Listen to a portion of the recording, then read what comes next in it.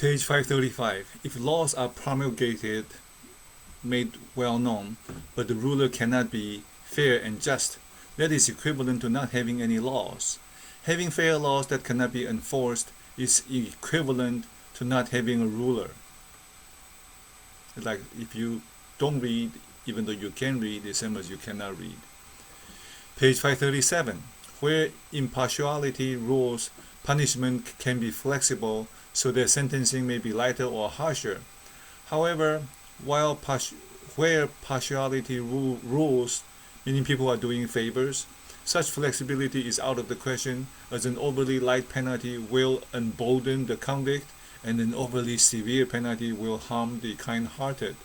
Nowadays, law implementers do not differentiate public and personal interests, but instead analyzing and debate on the severity or leniency of personal provisions. They do not have people's interests at heart, but painstakingly ensure that the memorial of conviction is well presented to their superiors. In fact, the solution to reform criminals lies in educating them to address themselves from within. So what the law implementers do is like seeking the solution from elsewhere. The true solution is inner reformation through education. Page 538. Do not rely on debating skills to settle a lawsuit.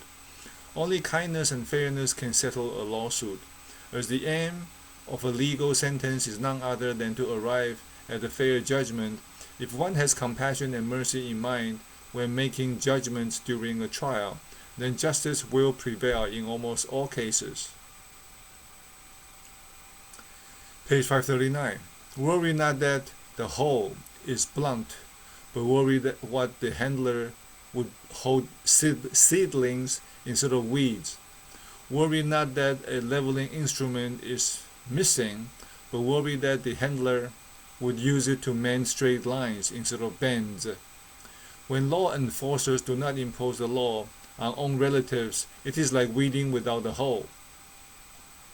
When they do not reward distant people or people who are unrelated to them for what they deserve, it is like giving up raising seedlings. A lawless society is not to be feared, but what is more worrisome is that existing laws are not enforced. Page 542. When presiding over serious charges where the 5 severe punishments may be imposed, a judge should empathize with the criminal, giving way to the affection natural in a parent-child relationship and the loyalty and commitment in a superior-subordinate relationship. Then he should consider the motive behind the crime to determine its level of severity and cautiously evaluate the extent of the harm done so as to arrive at an appropriate sentence. Before delivering judgment, he should try his best to deliberate the case with all his intellect and faculties, accompanied by compassion. The Supreme Court, I guess. Page 544. Zhonggong asked his teacher Confucius about the prohibitions of the ancient times. To this Confucius replied, "Those who use sophistry to seek legal loopholes, bent definitions and rules, and employed deviant ways to bring chaos to the government would be executed. Those who composed songs that promoted promiscuity, tailored fancy and bizarre clothes, and used all sorts of magic and exotic things to tempt the ruler and confound his aspirations would be executed. Those who were deceitful to the bone, skilled at debating to justify their false statements, had broad knowledge that was not upright, and followed as well as sugar-coated the evil path to confuse the people would be executed. Those who bewildered the people under the guise of ghosts, demons, deities, seasonal changes, divination, and fortune-telling would be executed. The execution of these 4 types of offenders did not need to wait until the predetermined time, and the wide range of views did not need to be heard before carrying out the execution." That's law. I guess those are really bad things for the society, it seems like, back then. Page 547. Reading the ancient sage kings' writings is not as good as listening to their speeches. Listening to their speeches is not as good as grasping the core message of their speeches. Thus, that can be spoken is not the unchanging Tao, and that can be named is not the unchanging name. Lao Tzu said this in the Tao Te Ching. What the sages abide by is called the Tao, and the actions they take is called the Si, the deed. Tao is like a bell or a chime. Once the pitch is fixed, it cannot be changed. In contrast, a deed is like the zither. Once a piece finishes, the key can be altered. That's a musical instrument. Laws, systems, proprieties, and music are the tools for governing a country, but they are not the foundation. And they change over time. That's why principle-centered leadership principles never change. The gravity stays the same. Page 548. In his memorial to Emperor Wu of the Han Dynasty, Zhu Fu Yan stated that anger contravenes virtues. Weapons are inauspicious, and contention is a lowly behavior. Hence, wise rulers were especially careful when it came to these and would not easily speak about waging a war. All the rulers who exerted much effort to conquer the other countries by willfully instigating wars were regretful of their actions. King Wu of the Zhou dynasty said that if two armies engage in a battle and they are evenly matched, compare their virtues. If their virtues are comparable, observe if their troops are deployed according to righteousness. The virtuous will win, and the righteous is powerful. Page 550. From ancient times until the present day, those who deployed military forces and were defeated did not lose on the day when the battle drum was struck. They lost because the people had no collective spirit, and the signs of failure were already visible in their daily behavior. Those who triumphed in deploying military forces did not win when the battle was fought. They won because they had the support of the people. The signs of triumph were already visible in their daily behavior. Shi Hui said, I heard that to deploy military forces, one must first observe the adversary's mistakes before taking action. If their conduct rewards punishments, governance, national administration, laws, and proprieties do not deviate from the correct path, they are invincible. King Wu of the Zhou dynasty asked Jiang Taigong, how should one evaluate the quality of generals? Taigong said, a general must possess 5 virtues and avoid 10 shortcomings. The 5 virtues are bravery, wisdom, benevolence, trustworthiness, and loyalty. Being brave, he will not be violated. Being wise, he will not be confused. Being benevolent, he will love his soldiers. Being trustworthy, he will not be deceitful. And being loyal, he will not have dual loyalties. The 10 shortcomings are 1. Brave but too ready to die in combat. 2. Impatient and hasty to achieve victory. 3. Greedy and pursue self-interest. 4. Benevolent but unwilling to offend to the point of pacification. 5. Intelligent but faint-hearted. 6. Trustworthy but easily fooled. 7. Incorruptible but not willing to love his soldiers. 8. Intelligent but indecisive.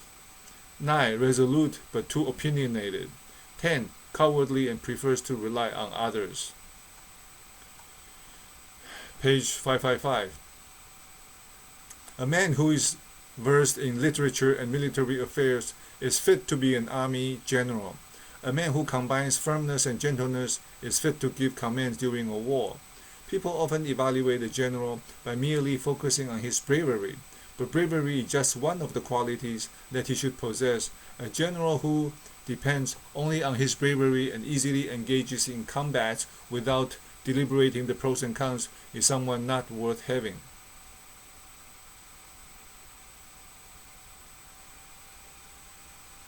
Page 559. King Wu of the Zhou dynasty asked Jiang Taigong, how do we distinguish the different levels of talents and abilities?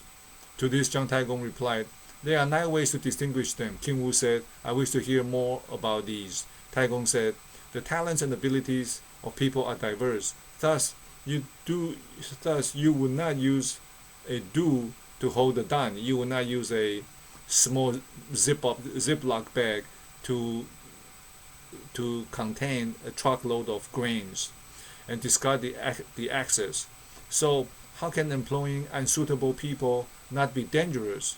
Consider the following 9 ways. 1. The first type of person speaks volubly a lot, glib. Nothing good ever comes out of his mouth. He likes to criticize others, gossip, and is unstoppable even at rest or in his sleep. He is despised by the public and hated by the people. This type of person should be sent to the residential area to investigate evil and cunning people. 2. The second type of person often engages in power play and likes to be in charge, sleeps late and wakes up early, toiling without regrets. This type of person can only be the head of a family to manage his wife and children. The third type of person will observe the situation before speaking. He is circumspect in his speech and conduct, speaks little but puts things into action and distributes things equally. This type of person can be the general of 10 people. 4. The fourth type of person is resolute and effective in handling matters but does not easily accept the admonition from others. He often employs punishment and killings, taking actions according to the law without consideration of personal interests. This type of person can be the general of 100 people. The fifth type of person is skilled at debate, views evilness as his enemy, and punishes people according to the law in the hope to redress the army. This type of person can be the general of 1,000 people. The sixth type of person appears humble and respectful, speaks earnestly, and understands other people's basic needs and difficulties. This person can be the general of 10,000 people. The seventh type of person is a circumspect and reverent, dealing with things more and more cautiously day by day. He gets close to the sages, is receptive towards other people's advice, treats others courteously, speaks respectfully, never slighting or humiliating others, and is faithful as well as trustworthy. This type of person can be the general of 100,000 people. The eighth type of person is gentle, kind, hardworking, magnanimous, and single-minded in his endeavors. When he meets virtuous people, he would recommend employ them. And he is fair and just in law enforcement. This type of person can be the general of 1 million people. 9. For the ninth type of person, all his actions are known to even his neighboring countries.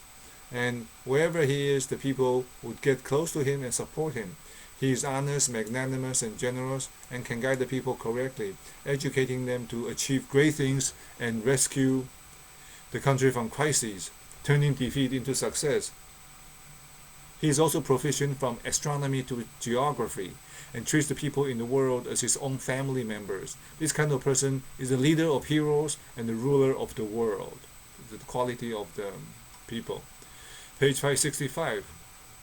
A general of military or military leader must share the miseries and joys of the soldiers and cannot be concerned about their safety before he wages a war against the enemy. In the past, there was a good general who led his troops to fight in a battle. Someone gave him an urn of wine, so he ordered that the wine be poured into the river for all the soldiers to drink. An urn of wine could not make all the water on the river taste like wine, but the general's gesture inspired the armed soldiers to fight bravely without the fear of sacrificing their lives, because he had exemplified the spirit of sharing happiness and sadness with his soldiers. Page 566. Ranju, the minister of war of the state of Qi, said, "From the moment one is appointed as the general, one must forget about his own family. When one is about to go to war, one must follow military laws and forget about one's parents. When the drum is struck to signal the army to launch an attack during an emergency, one should forget about his personal safety." Page 567. In the rank and file of the army, do not miss the chance to confer rewards so that people will be honored immediately after they have done a good deed. Punishment should also be carried out immediately so that people can see the harm of doing bad deeds right away. Confucius said, Deploying people who have never undergone military training and moral education to go to war is equivalent to abandoning them. Chapter 5, Respectfully Cautious, page 569.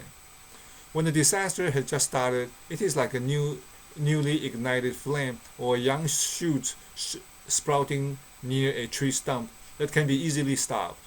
If we wait until it brews into a major disaster, then even men as virtuous as Confucius or Modi will not be able to salvage the situation. Nip it at the bud, the Americans say. Page 571.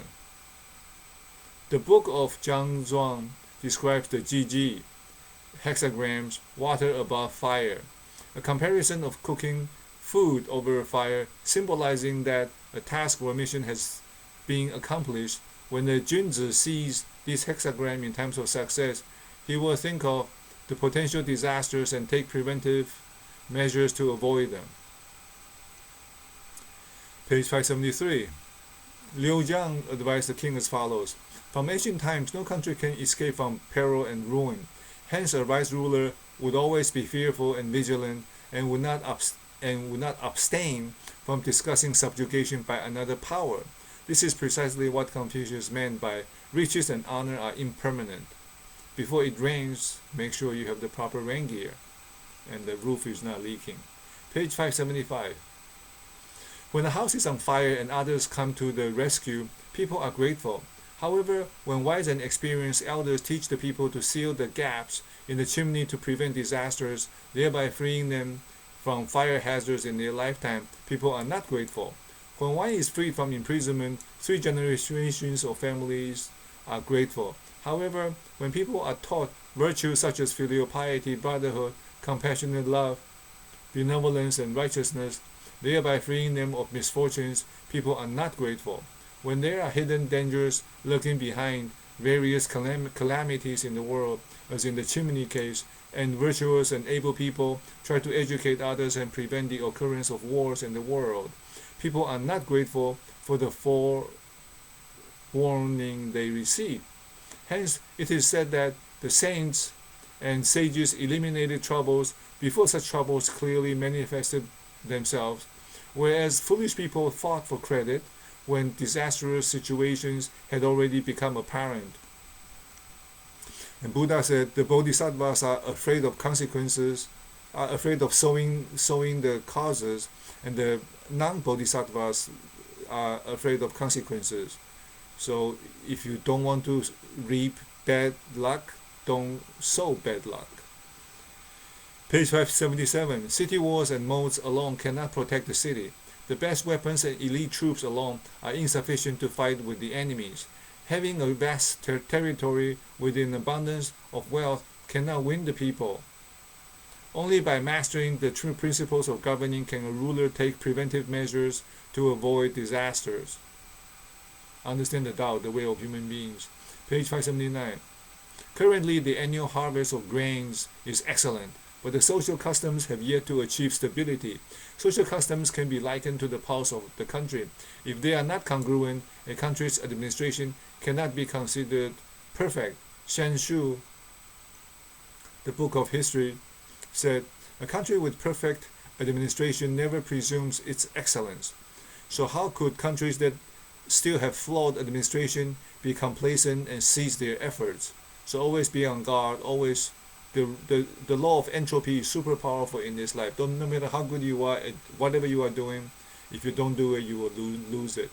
Page 581. When a country's laws and proprieties are incongruent with the social customs, when the ministers' responsibilities are incompatible with their positions, when the officials flanking the ruler engage in slanders and plot against one another because of jealousy, when the lay people comment on state affairs irresponsibly, these are the practices of a country in decline.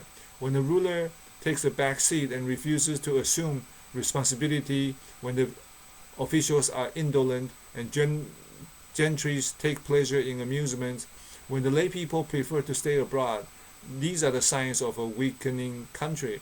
When the ruler and his officials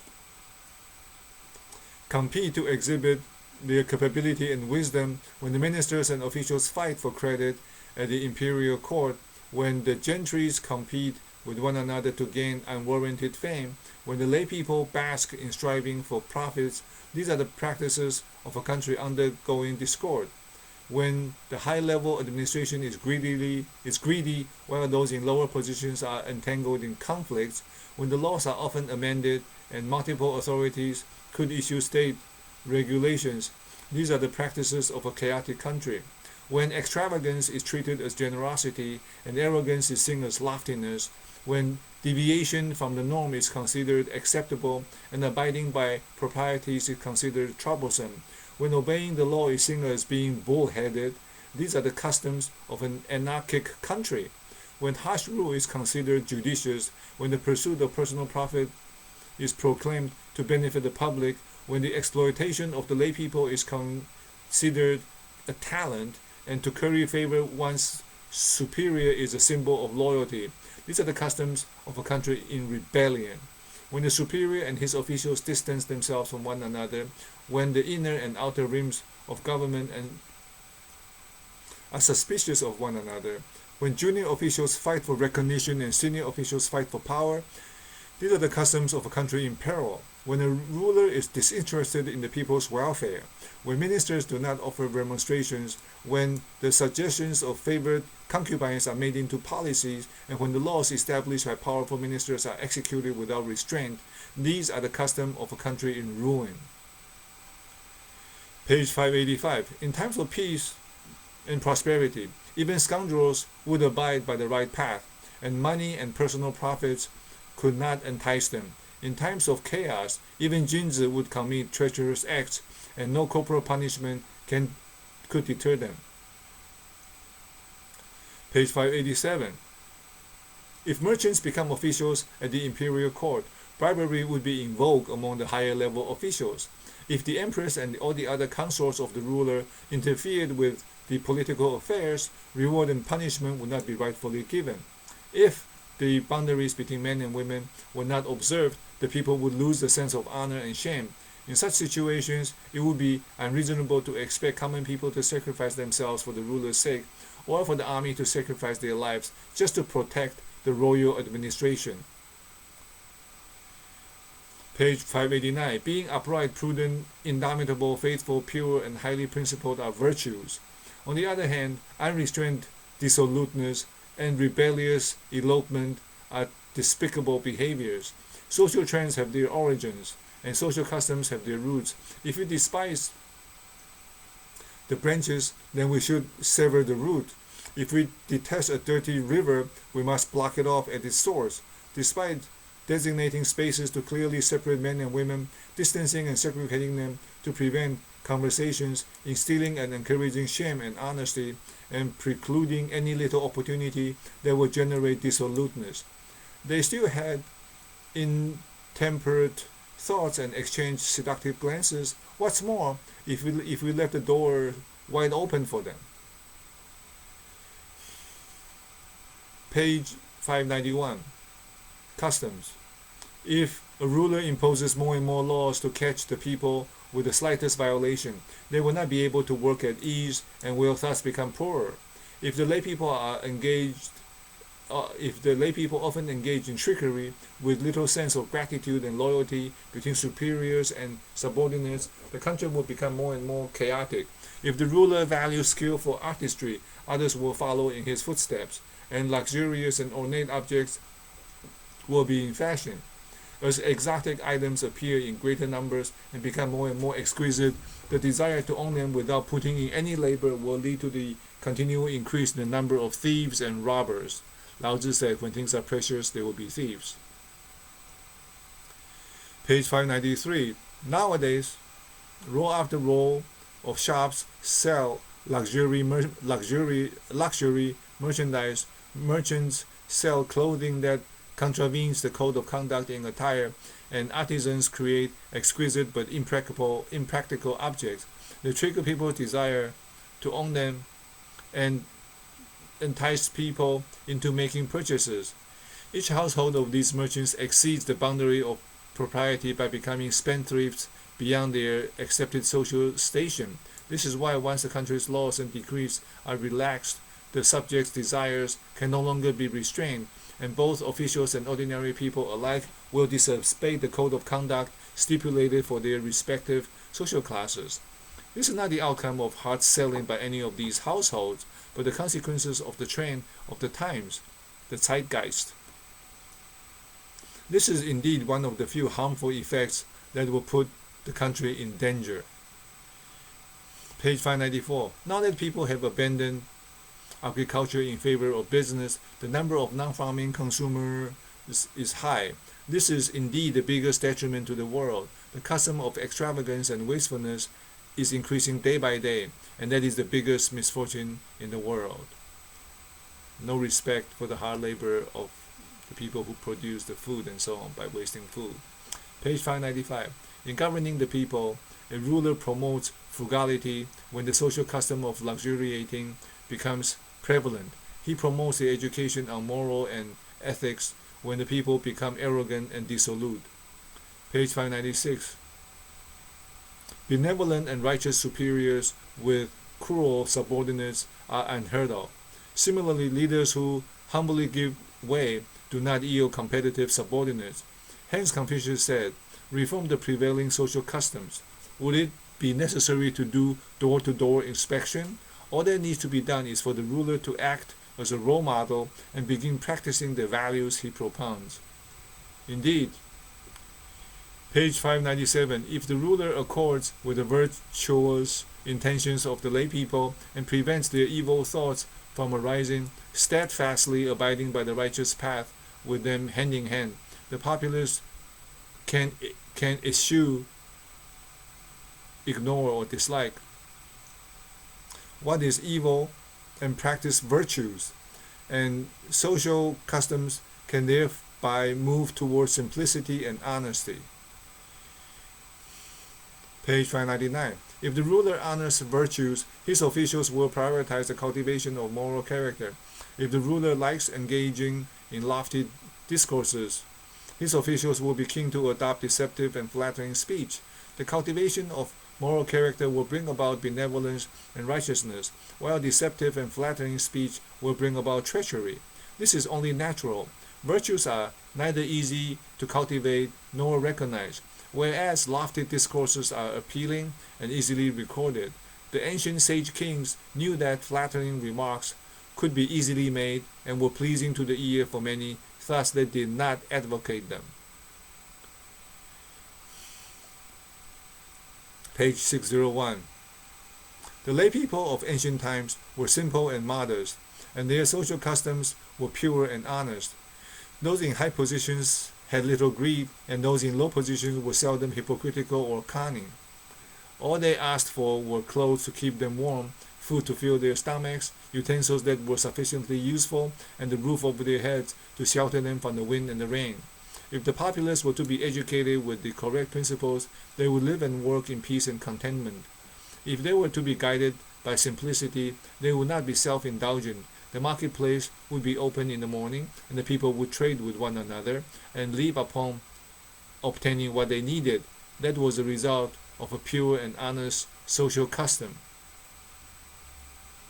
Duke Wen of the state of Jin asked Guangyang, "Initially, I thought governing a country was an easy task. Now I know it is difficult." Guoyang replied, "If your majesty thinks it is easy, then difficulties will ensue. If your majesty thinks it is difficult, then what is easy will follow." King Wu Yu once said, "If a ruler understands the difficulties of fulfilling the responsibility as a ruler, and the officials understand the difficulties of fulfilling their duties as officials, the government will achieve stability and the populace can swiftly cultivate virtuous conduct." Page 604. Righteousness is the basic principle of all things. The origin of all relations between superior and subordinates, between elders and the young, and between close and distant relations. It is also the key to a country's stability and safety. Hence, do not expect others to help you achieve success or blame others for your failure. You must reflect upon yourself. Abiding in righteousness will bring forth success. Page 606. A wise and capable ruler does not depend on his own wisdom but that of the saints and sages. Neither does he depend on his own strength but on that of the people. Therefore, by applying the saints and sages' wisdom to reason through a problem, there will be nothing he cannot understand. By engaging the people's strength to accomplish things, there will be no unsuccessful undertakings. Without stubbornly adhering to one's views, but instead relying on the wisdom and strength of the people in his kingdom, one can be at ease and can generate blessings for many. A deluded leader relies solely on his own talents and wisdom, but does not trust the wisdom of the saints and sages. He depends solely on his own abilities and will not make use of the people's strengths. As a result, he exhausts himself and brings misfortunes to many. Thus it is said, an autocratic ruler wears himself out and causes his country to be plagued with misfortunes. So it's really not about us, it's about the people who depend on us. 608. There are 4 causes underlying a country's disorder. 1. In the palace, the favorite consort shares a status comparable to that of the queen consort. This is the reason for chaos in the palace. 2. A consort's children share a status comparable to that of the queen consort's children. This is the reason for chaos in the royal family. 3. The favorite minister has a status comparable to that of the prime minister at the imperial court. This is the reason for chaos in the country. 4. The officials employed are not capable. This is the reason for chaos among the officials. So the proper and functioning chain of command must be there. The inability to recognize these 4 situations will cause a ruler to lose his authoritative power, and ministers will form cliques, each pursuing their own personal profits, and cause the ruler to lose the support of his clan. Hence, the statuses of the queen consort and consorts must be clear, and the queen consort's children must be made legitimate. The status of the prime minister must be established for him to preside over the country's administration. And hundreds of officials must be made loyal and trustworthy in order to dedicate themselves to the jobs, righteousness to serve the people. Page 612. Zizang consulted Confucius about the principles of governing. How should a person of authority act in order to run a government properly? Confucius replied, let him honor the 5 excellences and discard the 4 evils, and he can run the government properly. Zizang asked further, what are the 5 excellences? Confucius said, a Junzi governs and gives benefits to the people without overspending. He lays tasks on the people without causing them to resent. He pursues his desires to be benevolent and righteous without being covetous. He maintains a dignified ease without being arrogant. He is majestic without being fierce. Zizang asked again, what is meant by giving benefits to the people without overspending? To that Confucius replied, when a person in authority devises policies that benefit the people according to the things from which they naturally derive benefits, is this not giving benefits to the people without overspending? When he chooses the right labor to work at the right time and circumstances, who will resent that? When his desires are set on benevolent government and he secures it, who will accuse him of covetousness? Whether he has to deal with many people or a few, or with things great or small, he does not dare to show any disrespect. Is this not maintaining a dignified ease without being arrogant? He will make sure that he is properly attired to exude a dignified appearance, so that people will look at him with awe and respect. Is this not being majestic without being forced? What are the 4 evils? Zizang inquired. Confucius said, the government puts people to death for committing offenses without educating them beforehand. This is called cruelty. The government demands results without giving any prior warning to the people. This is called oppression. The government issues orders without urgency but pushes for the work to be completed within a short deadline. This is injurious to the people.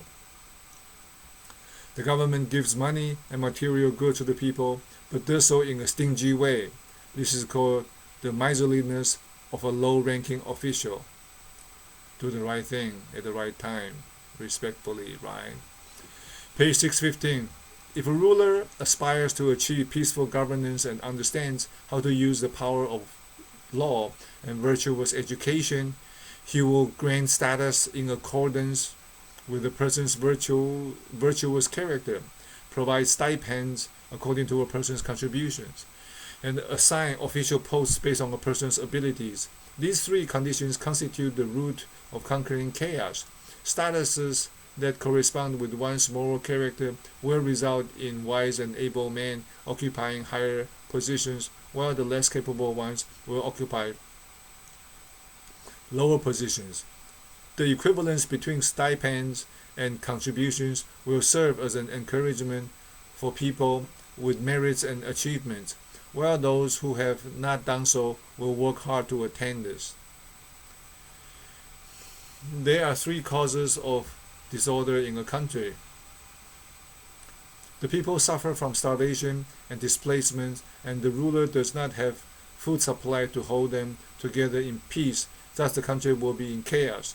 Governing a country without imposing laws will cause the country to become chaotic. The legal system is in place, but it cannot be enforced. The country will also be in chaos.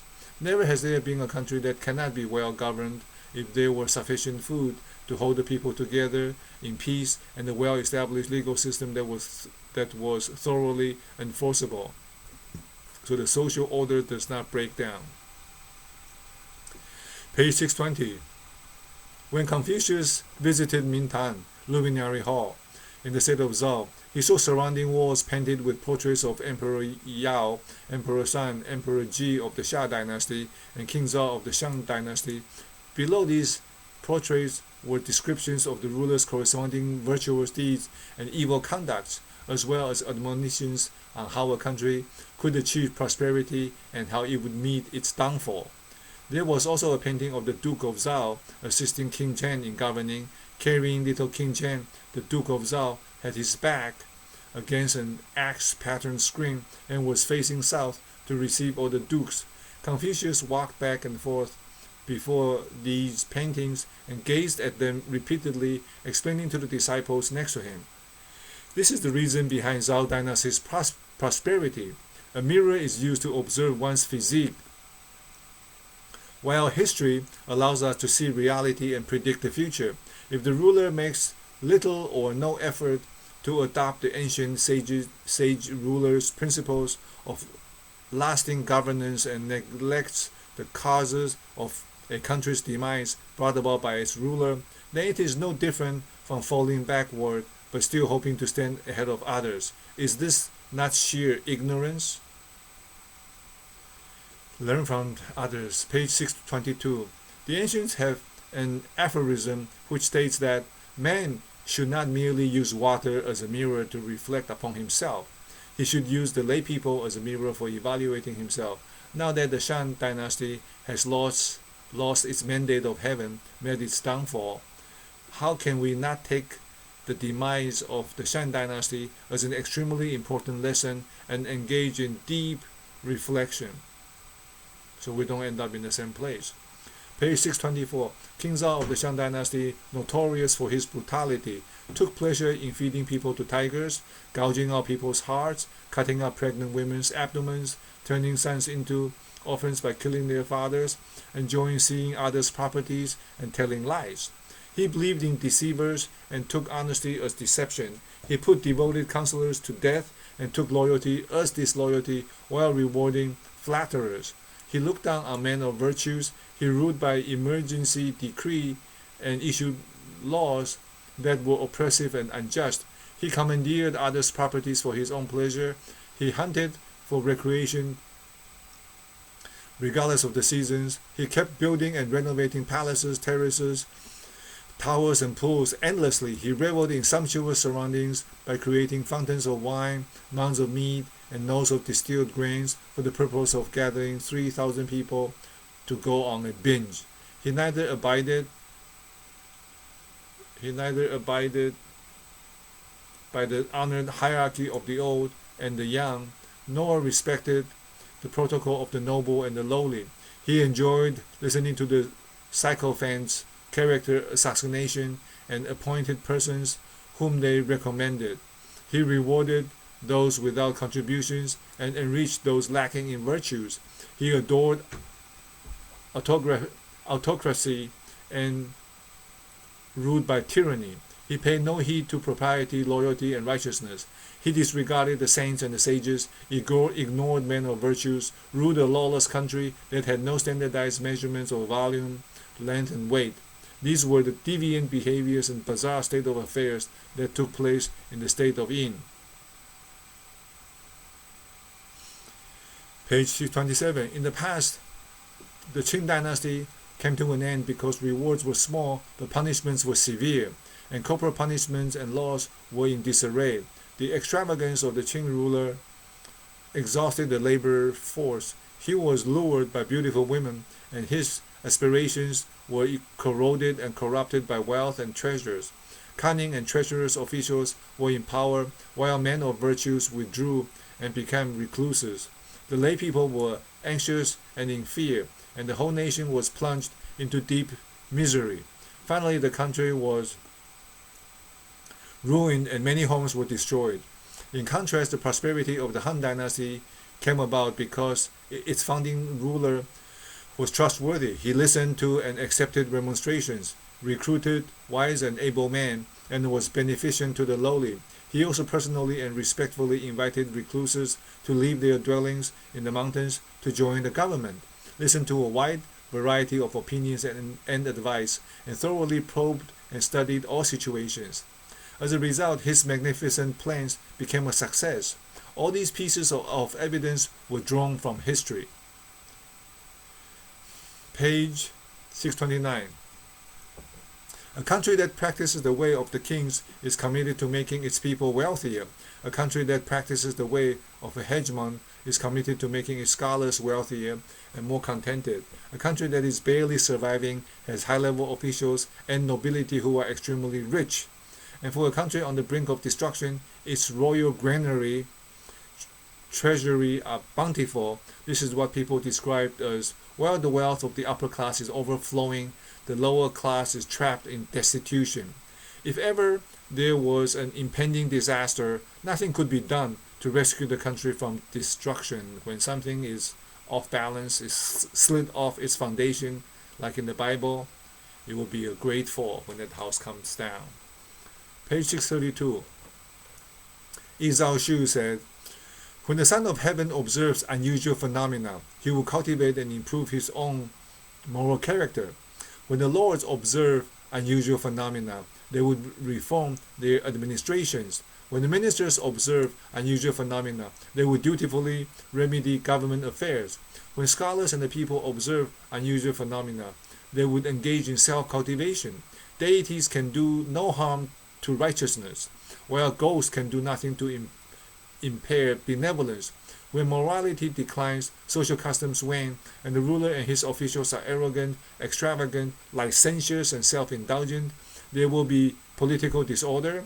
When many scholars and lay people have malicious intentions and commit all sorts of evil deeds, disasters and abnormal incidents will happen frequently. Further, they do not reflect upon themselves and fear the warnings from heaven. Instead, they carry out external investigations and blame others, asking for the cause of such catastrophes. As a result, they would be misled by crafty and ignorant scoundrels who cause the disasters to occur, all these deviant from the mandate of heaven and righteousness. Yeah, unfortunately, earthquake, fire, and all kinds of bad things.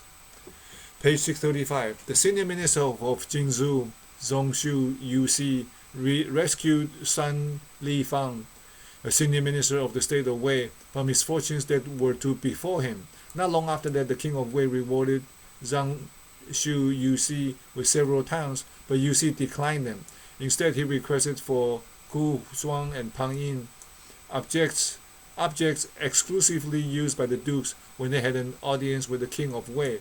The king of Wei approved of it. When Confucius heard this, he said, "What a pity! Wouldn't it be better for the king of Wei to reward him with more tongues, titles, as well as instruments of propriety? Cannot be easily offered to the people. The sovereign is in charge of looking after them, and they serve as a basis of governance. Giving them away symbolizes the renouncement of one's political power. Once a ruler's authority is lost, the country will fall, and nothing can be done to reverse this ill fate. Page 637. Kuo Yin presented this advice to Du Xiang, the brother of Emperor Du. Those born with the golden spoon would be haughty and self-indulgent, and those born as nobility would be arrogant and disrespectful. A man born rich and aristocratic, who is never haughty, self-indulgent, arrogant, and disrespectful, has never existed. Now that you have just begun to be doted, honored, given handsome stipends and the high position, all the eyes of the other officials are on your conduct. You are in a prosperous era like that of the Yaos and Sons, enjoying a moment of illustrious glory. How can you not work diligently day and night to win lasting praises from others? Page 639. In the past, Duke Ling of the state of Chen was shot dead, and the clan of Guanfu was massacred. The disasters were not the will of heaven, but were caused by the words uttered. What we say and how we act are hinges of our lives. They exercise control our honor and shame. Would the ancient deceive us with their warning to triple seal one's lips? Be careful with what we say. Page 641. Adjusting proprieties and comportment, abiding by the Tao, promoting morals and ethics, being benevolent and righteous, venerating heaven and earth, honoring the ancestral shrine. These are ways to achieve auspiciousness. If one were to be so unfortunate as to meet with disasters, auspiciousness can be restored by strictly restraining selfish desires, engaging in self-reflection and reproaching oneself. Hence, the purpose of establishing proprieties for prayers and introducing such occupations as shaman and officer in charge of ancestral worship is to evoke uprightness and sincerity at the highest level. Page 643. A person presiding over the populace must possess the correct mindset and methods in dealing with the populace. He would dissect the problem from the grassroots, and from this level he could thoroughly comprehend the populace's sentiments. If the ruler could truly accept that there are things still unknown to him, he would not neglect the grassroots opinions and the viewpoints of the ignorant. Thus, there would not be any incomprehensible matters that could not be clarified. When the ruler's thoughts and actions are not prudent, the honest and upright would be in danger. When the honest and upright are in danger, the ruler would be isolated without trusted assistance. When the ruler is isolated without trusted assistance, the officials would form cliques. The isolation and factionalism are not the faults of the officials, but that of the ruler. Page 646. I think Stalin had some kind of a story, and that's how he pretty much died alone and was found by the guard hours after his death. Page 649. Confucius student Zigong became the local official of Xinyang city, and he was heading off to Xinyang to assume his new post. Confucius said to him, "When you arrive there, you must work diligently, be cautious in handling matters, and abide by the law of nature. Do not seize, do not attack, do not be violent, do not steal." Zigong replied, "Dear teacher, I have been under your tutelage since young. Is it possible to commit an offense of thievery?" Confucius said, "You haven't acquired a deep understanding.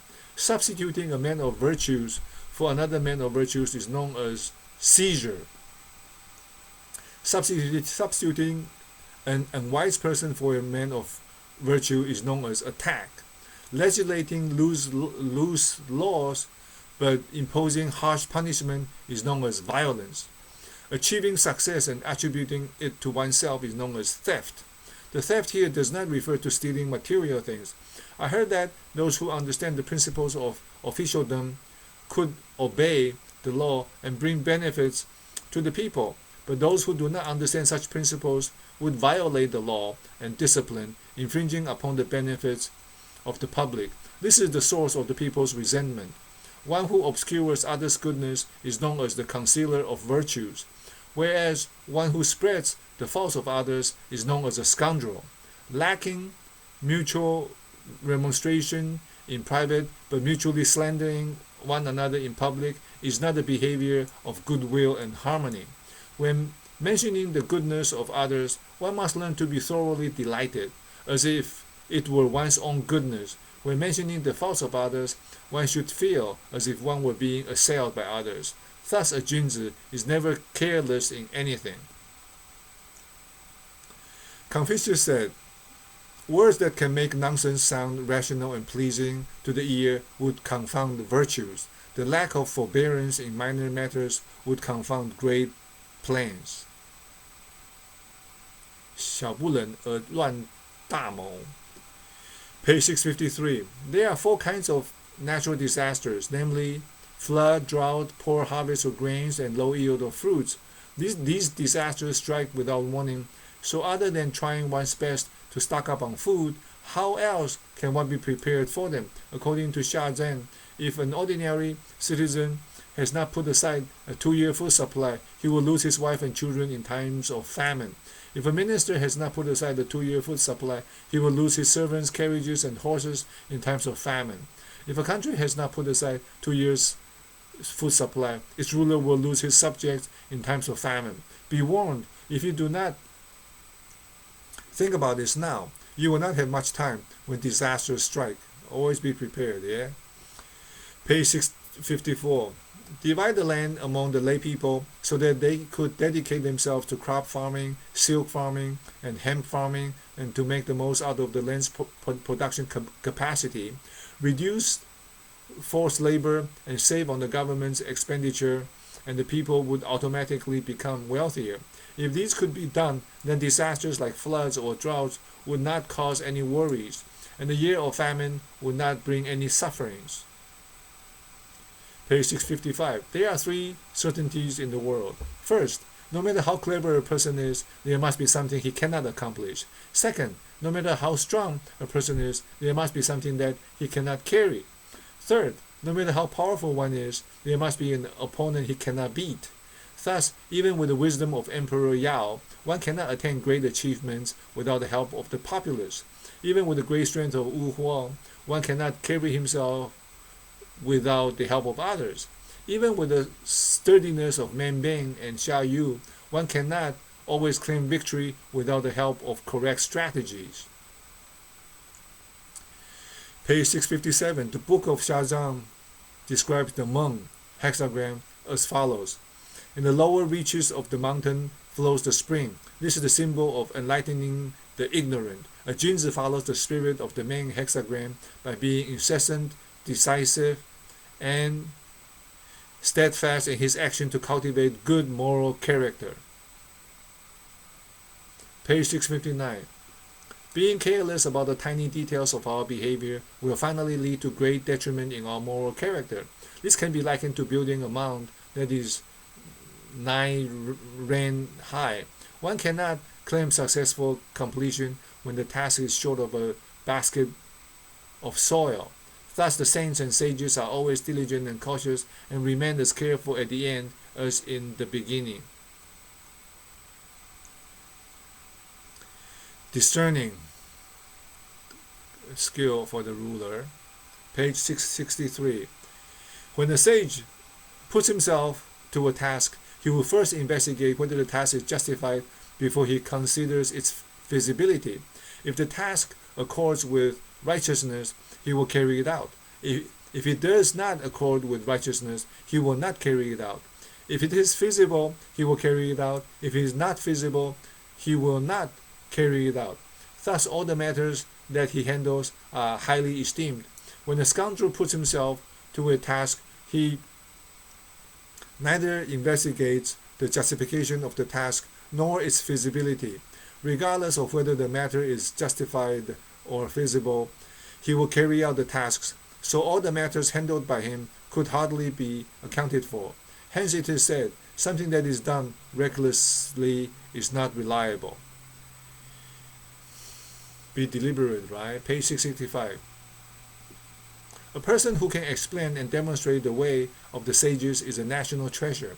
He can serve as the national advisor to the ruler. A person who cannot explain but can demonstrate the way of the sages is a national vessel. He can assist the ruler in governing the country. One who can explain but cannot demonstrate the way of the sages is a national instrument. His words can be used in making policies. One who speaks kind words but does evil deeds is a national villain. A wise ruler who brings peace to his country would respect his treasure, love his vessel, employ his instrument, and eliminate the villain.